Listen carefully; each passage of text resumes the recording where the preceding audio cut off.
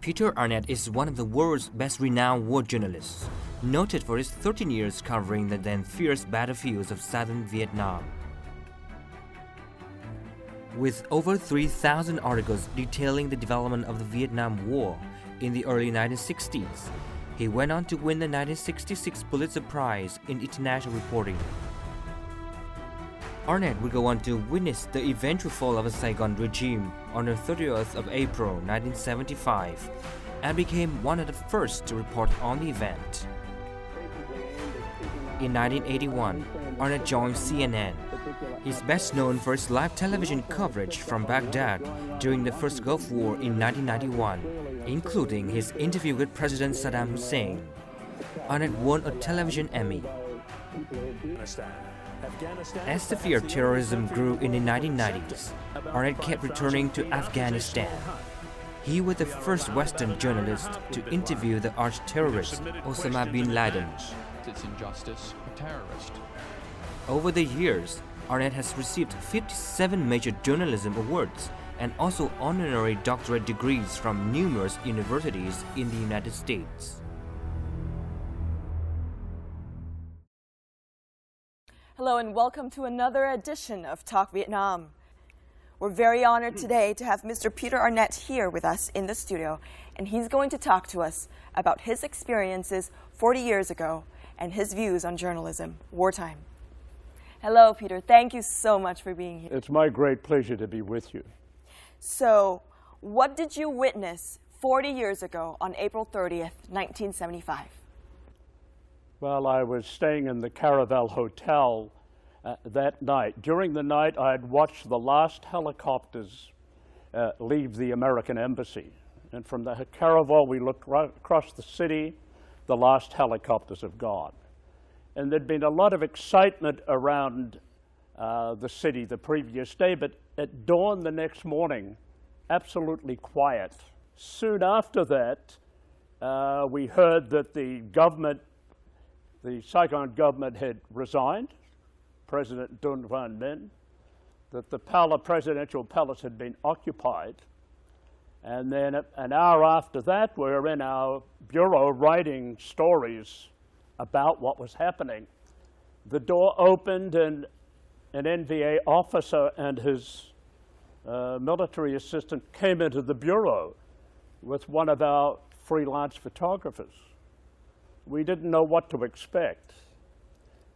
But our interpreter, who was in the bureau with us, explained that they came in to talk to us and tell us about their adventures they had coming to the city. They were offering us a story about how they had basically helped win the war.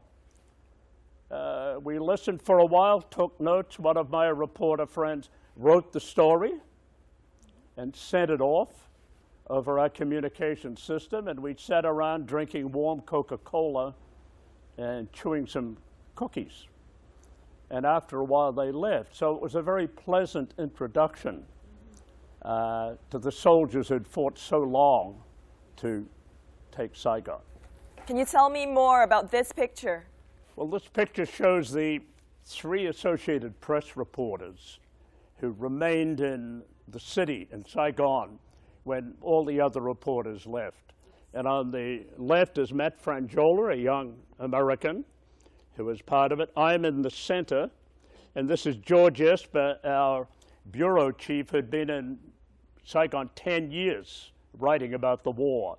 And here is the officer, NVA officer, and this is his assistant. And in the edge is our interpreter, our bureau interpreter, who had remained with us to help us cover the war.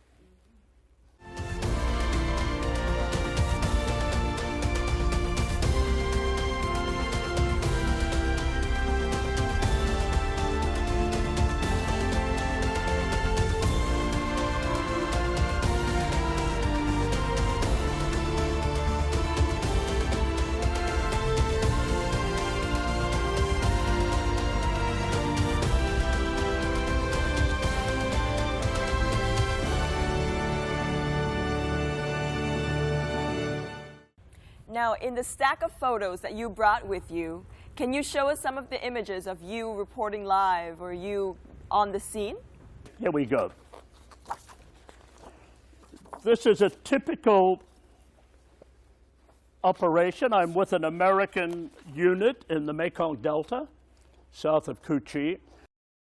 We are in a paddy field, and the Viet Cong forces are in that tree line, and they're shooting at us. I'm crawling through the paddy field to avoid being injured towards an American radio operator. And it was a pretty typical action in the paddy field area where there was a lot of water and swamps. And it was it was very difficult for the Americans because they had a lot of equipment. They did not know the terrain very well. And many of these soldiers were here for only 1 year, then they would go home. And it was not easy. What else? This was me after 2.5 years of war. I looked like a soldier. You do. It was the uniform, the helmet, and I realized that the only way I could write about the truth was to stay with soldiers several days, a week or two at a time, and shared their experiences. And this is earlier in the war, the United States was using a powerful riot gas, like a powerful riot gas to pump into tunnels, particularly in the Cu Chi area. So this is an operation I was on in late '65 with the 25th Infantry Division, an American, just west of Cu Chi. And this is how we dressed. And all the soldiers had these gas masks. Now you can imagine what the villagers thought when we went through villages. These Vietnamese villagers working in the paddy field, seeing 200 or 300 Americans walking around like this. It was like an invasion from outer space. But that was and it just showed you, I'm wearing what basically soldiers wore, and the heat was a major problem for American soldiers, the humidity. Now for the Viet Cong and the NVA soldiers, they had very little equipment. They could move quickly around the forest and the jungle. But we had this kind of equipment. Made it very difficult. But the U.S. military was not trained to fight a war as the one they fought in Vietnam. American military were trained for a conventional conflict in which you moved through the battlefield with tanks, artillery support, and aircraft power. But in Vietnam, it was a very different environment, and the United States military never did figure out how to fight in Vietnam. In this returning trip, Peter Arnett paid a visit to the second floor of the War Remnants Museum, where a permanent display is featured. This is his chance to remember his colleagues who had given up their lives covering the war. A Vietnamese mother and her children wade across a river to escape bombs from a U.S. airstrike. The taking of the bridge by Northern forces in a DMZ in Quang Tri province. Or an American soldier's view of a bomb detonating upon Vietnam's landscapes. These are but several of the photographs featured in Requiem, a permanent collection at the War Remnants Museum in Ho Chi Minh City. Peter Arnett finds its street to the collection one of remembrance. Well, I come here and I'm reminded of the war that I covered myself. Many of these photographers I knew personally. Every one of these photographers was dedicated to telling the truth. They were not war lovers. They were not pacifists.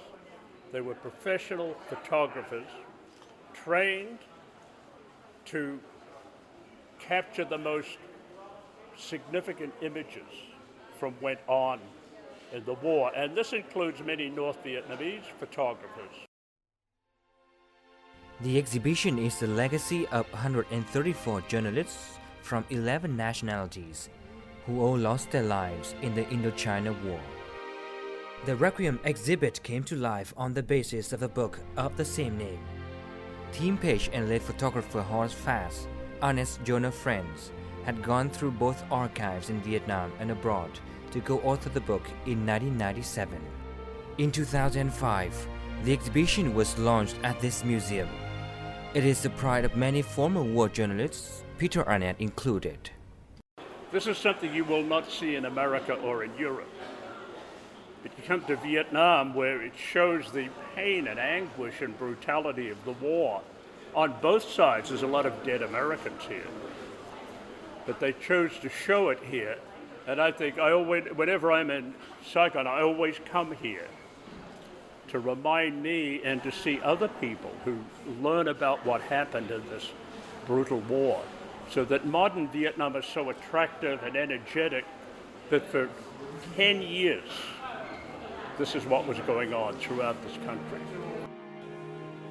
The Requiem exhibition is one of the War Remnants Museum's most popular collections.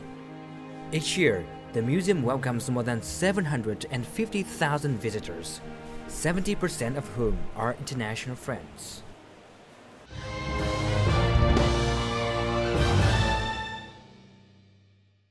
With the fall of Saigon, in April 30th, 1975, why did you stay behind? Well, I stayed behind because I'd come as a young reporter, and the longer I remained, I really learned to be a war reporter here. My career developed based on what I was seeing and doing in Vietnam, understanding how the military functioned, understanding the dynamics of being involved in a conflict in which the objectives were never clear for the American Western side. And I had a sense that the world in the coming years would be similar, the conflicts. So I basically began dedicating my career to covering such actions. So it became inevitable as the decline of South Vietnam's ability became apparent, certainly by 1973, that the end would come relatively soon. And I felt it was important that I would witness this and write about it. Now, in '73, I had the opportunity to show my son, Andrew, who was then about 9 years old, giving him a look at what I'd done during the war. So it was a quiet period, and we drove from Saigon to Hue along Route 1 up the coast. Wow. I didn't bring the pictures of that journey, but Andrew had a lot of fun playing with military equipment along the way, because by '73, a lot of material had been abandoned: tanks, artillery pieces, anti-aircraft guns. They're just in the countryside. It was though the beginning of the end, in a sense. So I thought it was important that I be here, including the final 2 or 3 days, when all of General Van Tin Dung's forces were surrounding Saigon, and the American embassy said, we'll all have to leave. And most of my journalistic colleagues departed, and myself and a couple of colleagues decided we have to really see what happens when Saigon does end. That's why I stay, and I've never regretted it. In his lifelong career of reporting, Peter Arnett has reported many times from the Independence Palace, now called the Reunification Palace. Now, 40 years on after the end of the war, he and many other journalist colleagues have gathered again at this historical place to remember memories of the past. Let's take a look. Vietnam was where Peter Arnett embarked on his career in journalism. It laid the foundation for him to become one of the world's best-known war journalists. Arnett first came to Vietnam at the age of 27, and for the next 13 years of his life, he traveled the fierce battlefields of Vietnam to report for the Associated Press.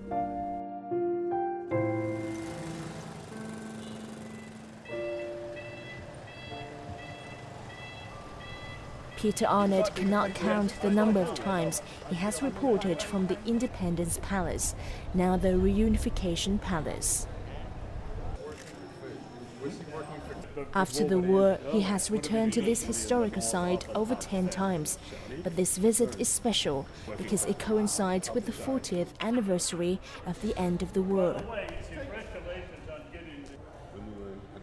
What brings me here is remembering my friends, specifically my journo friends, who did not return from the battlefields alive. We had 4 from our own bureau, wonderful photographers, killed, 18 wounded. Many others were killed.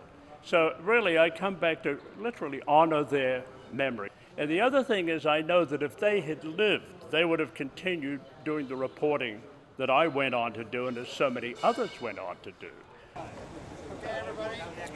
After the war ended, Peter Arnett feels nostalgic thinking about the times that they shared together as young reporters. I grew up really quickly. When I met Tim in Laos, he was 19 at the time. Yeah, well, I mean, Yeah, no, but I want to tell you this, Tiana, this was my coming of age as a journalist story, because I worked with wonderful journalists, David Halberstam, Malcolm Brown, Stanley Kano, all these legendary figures. I learned a lot about journalism, and it was here when I saw the willingness of my colleagues to go out in the field, face death, be killed, and others following them. It set my path towards journalism as a career. Throughout his career in journalism, Peter Arnett won numerous awards, including a Pulitzer Prize in 1966 for his work in Vietnam. During the 13 years covering the fierce Vietnam War, Arnett wrote over 3,000 articles.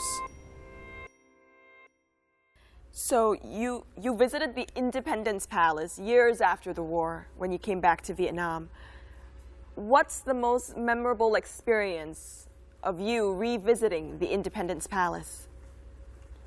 Well, I've been back 15 times, 20 times, but each time it's been a memorable experience, because Vietnam after the war was a very different country during the war. First of all, coming back after the war, I could go to Hanoi regularly. I could move around the country. 1977, 79, 2000, 1985. I saw a lot of country that I had not been able to visit during the war. Not just the North, but I could move around. I could visit the old Keystone camp and locations that prior, if you traveled there at all, you'd need to travel with a security unit. Also, I could, the personalities of the Vietnamese people were changing. When I actually first visited Vietnam in 1958 as a kid, and I felt great tensions here in the South. It was a struggle, and throughout the war, there was barbed wire everywhere, and you go in the countryside, and there was real fear in the villages, but after the war, the fear did not exist, and this was the biggest change, that you could move around freely, and that people were returning to a life that was, far more in keeping with human decent existence that it existed at the earlier time.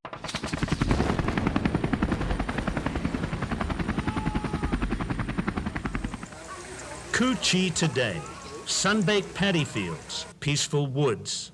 But the people here remember the war fought by the American 25th Infantry Division. 20 years ago, Cu Chi, 20 miles northwest of the capital of Saigon, was one of the toughest battlefields in Vietnam.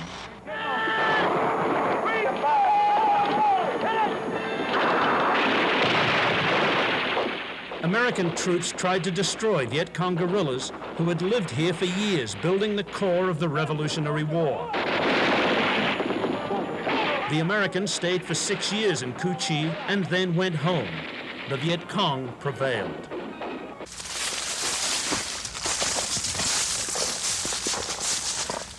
To visit Cu Chi today is to see one of the reasons the Viet Cong survived. They had burrowed underground to secret shelters and used surprise as an element of attack. One January day in 1966, I stood on a trail like this, looking at a map with the commander of an American infantry battalion from the 1st Division. A Viet Cong popped from a tunnel. He fired 3 shots, and Lieutenant Colonel George Eister was dead. The Viet Cong who killed Colonel Eister, and probably many other Americans, lived in a tunnel complex such as this one, shown diagrammatically for visitors to Cu Chi today. Concealed entrances led to meeting rooms, sleeping spaces, and health clinics. U.S. military planners were aware of the existence of the tunnels, but not their extent. Troops were trained to try and discover them.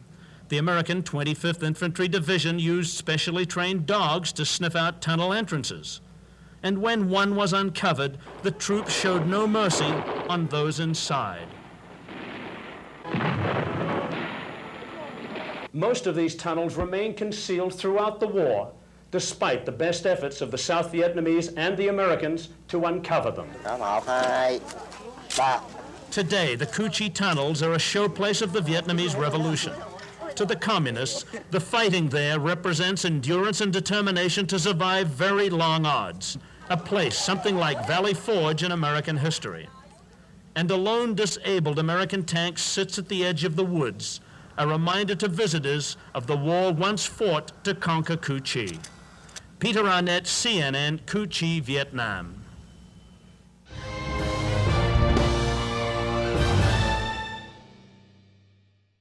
How do you think the American public and the American government, how did they view your work in Vietnam? In America's previous major wars, say World War I, World War II, the Korean War, the American government instituted censorship, meaning that press reports and photographs had to be approved by the military. In fact, that censorship exists today with American forces in Iraq and Afghanistan. But in Vietnam, the Kennedy administration, Johnson and Nixon, did not introduce censorship because they endeavored to persuade the American public that this was not a big war. It was sort of like a police action, that what America was doing was simply supporting an allied government with advisors, and that really it was nothing to be too excited about, because they were aware that the American public was not ready for another major war. And so the U.S. slowly got involved in Vietnam without really telling the public what it was doing. However, I was assigned here to the Associated Press with other journalists, David Halberstam of The Times, and Neil Sheard of UPI, and my colleague Malcolm Brown, and our editors said, go and tell us what you are seeing. The Kennedy administration and also the Johnson administration, they tried to convince us to be more optimistic. They said, this is a patriotic event. You and the media should support our government. But under the democratic system that you have in the United States, the press' basic role is to challenge what government is doing. So therefore, the relations with the government went from bad to worse, and we were constantly being challenged, particularly some of the dramatic photographs we presented. Malcolm Brown, who took the picture of the burning monk in Saigon in the early part of 1963. Eddie Adams, who took the picture of General Nguyen Ngoc Linh executing a suspected Viet Cong near the Sa Loi Pagoda in the Tet Offensive. Nick Ut, wonderful Vietnamese photographer and a good friend of mine, taking a picture at Trang Bang of Kim Phuc, a 9-year-old girl, running from a napalm explosion, and her body had been covered in burns. In earlier wars, those pictures would not have been used. But in the Vietnam War, they became important vehicles to convince public opinion that being here was for the United States a wrong policy. and historians now are fully aware that the American involvement was a mistake from the beginning. But being a young reporter at the time, I believed what my government told me. We were patriotic young men and women who came. But in the end, we're journalists who are reporting the reality of what we're seeing. That's our job. And the reality that we saw was very different from the official presentation of optimism that was coming out of Washington and other places. The Vietnam War was the first war that American TV networks covered on a large scale. It was sometimes called the living room war because at that time, most families in the U.S. owned a TV set, and came dinner time, they would switch on a TV to watch the latest developments of the war. That is also why every film and image that was broadcast had the power to impact the American public and have them know about the real Vietnam War. The loss of lives on both young Americans and many South Vietnamese and Viet Cong and NVA that I saw on the battlefield, sometimes as many as 200 NVA. One battlefield, 280 American dead. I can never forget those terrible memories. Vietnamese war reporters share the same opinion with Peter Arnett and two of his American journalist friends, that all reporters in the Vietnam War were eyewitnesses to history. They were obliged to report to the audience exactly what happened. Đã là phóng viên thì phải bám sát cuộc sống thực tế. Bên kia cũng như bên chúng ta đều là phản ánh cuộc sống một cách là nhanh nhất, trung thực nhất và chính xác nhất. Nhiều bài viết của họ đưa tin về cái cuộc chiến đấu của quân nhân tại miền Nam và đặc biệt là ảnh của họ. Đấy là những cái quả bom tấn mà đối với chính quyền Mỹ, và nó tạo một cái không khí phản ứng phản đối chiến tranh ở chiến trường miền Nam Việt Nam và phản đối cuộc chiến tranh mà do chính quyền Mỹ gây ra ngay tại nước Mỹ. Stories about the reporting environments of Vietnamese war journalists really surprised the seasoned American journalists.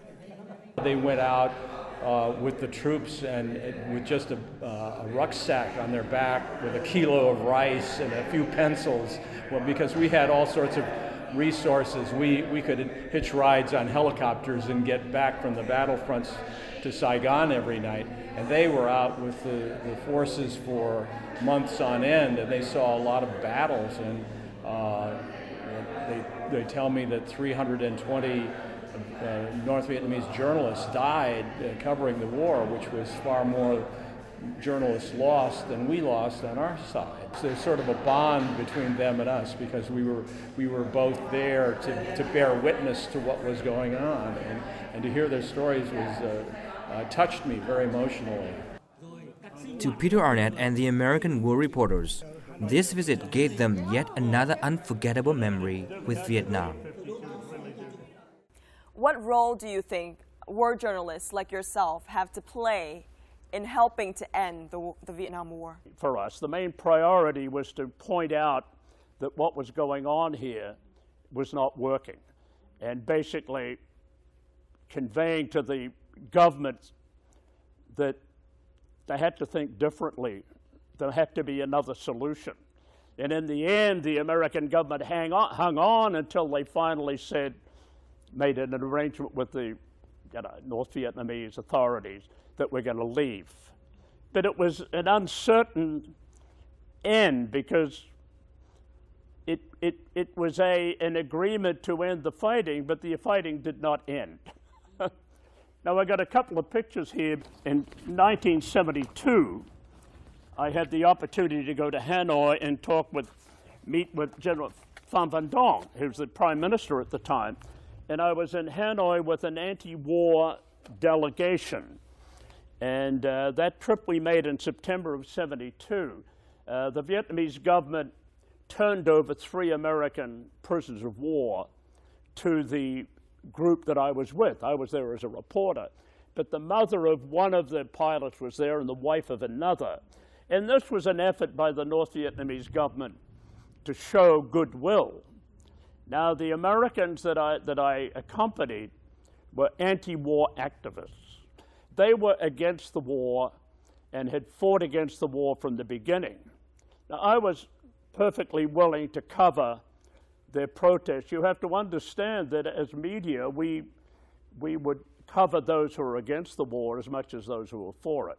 But that was a very interesting series of stories because it just showed that it was the first opportunity to write clearly about Hanoi, how people had, open shelters on the streets they would go to in the bombing. While we were there, the outskirts of the city were bombed. We talked to ordinary Vietnamese people talking about their own determination to continue fighting.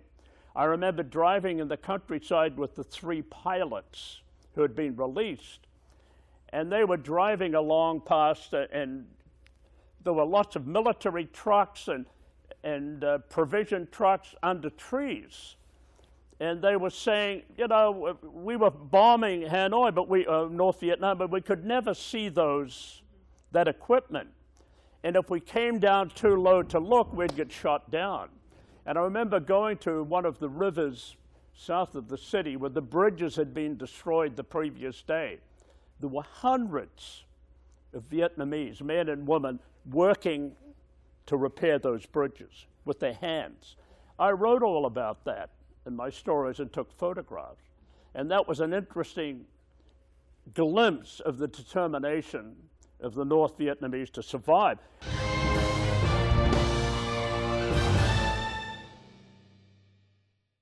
So out of all the reporting assignments during the Vietnam War, which one haunted you the most and why? Well, it was one big assignment. I was sent in to cover the war. And I wrote over 3,000 stories about the Vietnam War.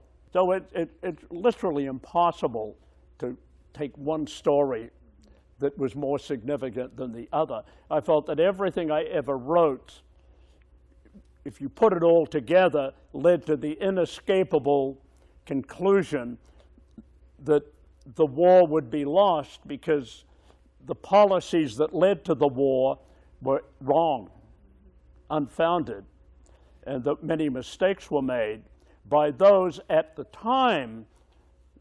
I'm not saying that President Eisenhower was a lunatic or an evil man. He was making policies that he thought would help America. President Kennedy believed he was helping America.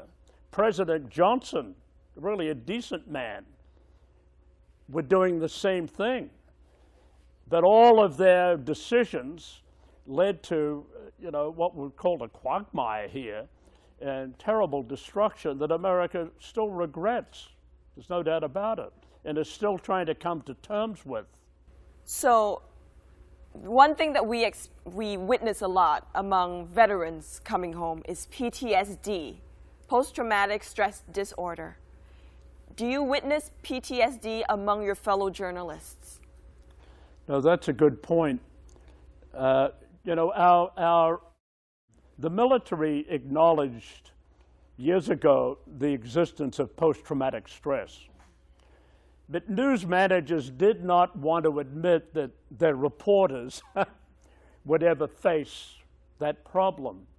And it was really only in the late 1980s that CNN, interestingly enough, and the BBC and Reuters news agency came to the conclusion that journalists involved in conflict needed counseling occasionally because they were being affected mentally, by what they were seeing.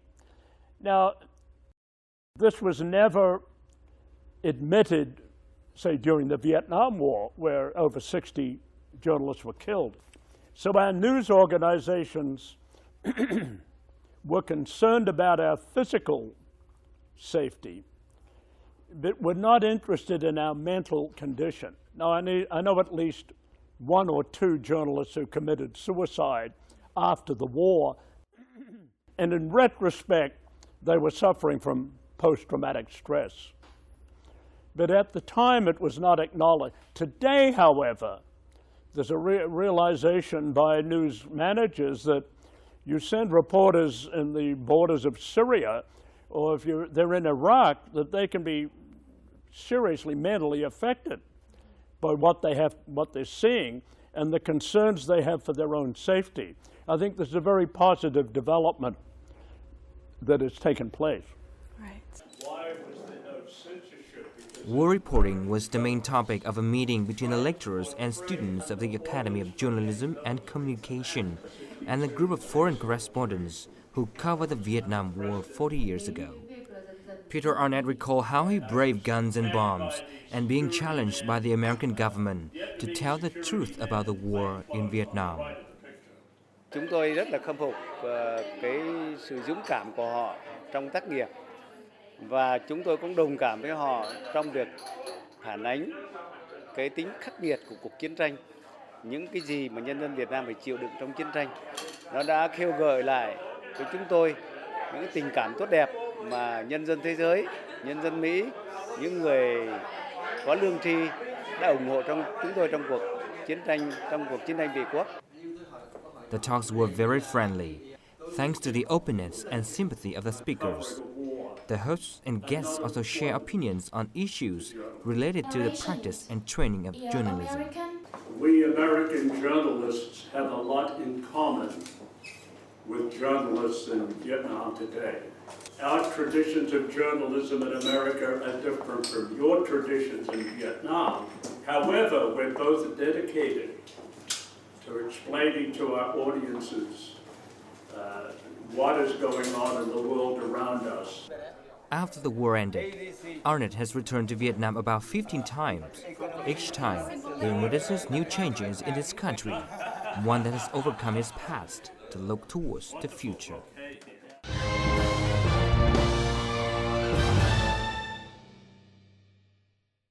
So now that you've come back to Vietnam many, many times, how have you witnessed the changes in Vietnam?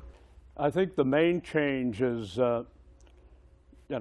clearly economic development, but I think the most important change is the fact that American-Vietnamese relations are improving rapidly, particularly since President Clinton allowed diplomatic relations in the early 1990s. The United States and the American people view Vietnam in terms that are very different from, say, 30 years ago, when Vietnam was the country that defeated America, the first defeat in a war. And now they tend to look at your country as certainly as an important part of American strategic interests in the Pacific, and also, an important participant in a general area, political and economic environment that'll improve the lives and the opportunities for everyone around here. So I think it's a far more positive political environment between the two countries that existed, that has come into play. And to me, that's as significant as what you have here at home, the economic development that you were denied during the years of the war in having. So you're sort of catching up. So this is what I really see. It's more than just the big buildings in Saigon. It's the feeling that we're more able to communicate with each other, that we have more common interests politically and economically than we had in the past, and this has to be a good thing for the future. Thank you very, very much for your time. Okay, good. Yes. And thank you for sharing your stories. And that's it for this edition of Talk Vietnam with Pulitzer Prize-winning war journalist Peter Arnett. I hope through this edition you've managed to have a glimpse of what it was like to be a war journalist in Vietnam 40 years ago. Hopefully you found some similarities between the situation it was like then and the situation in the world today. I hope you've enjoyed our show, and until next time, goodbye.